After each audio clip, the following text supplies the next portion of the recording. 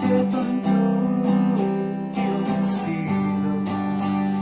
mất đi rồi từ ngày lâu đi cần ngày thiêng lâu mà ngày lên biệt ly ta ya rồi đi dù lẽ do hai đừng chơi dâu yêu lệ ta lên mùa rộng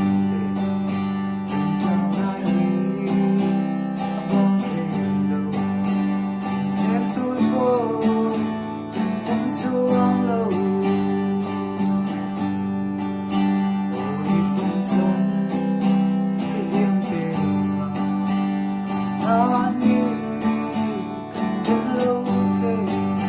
đắm hương vô tan đậm lại khiến dấu lâu với loa lên ôi phong ta liêng thầm mai tu giống thế cần im lại đi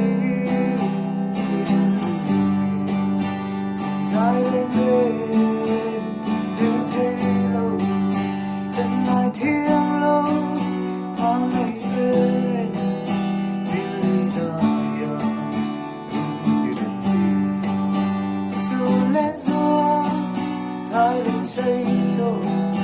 yêu lệ ta lên mùa rộng cần trọn hai đi quang thế lâu em tôi vô không chuông lâu mây liếm sân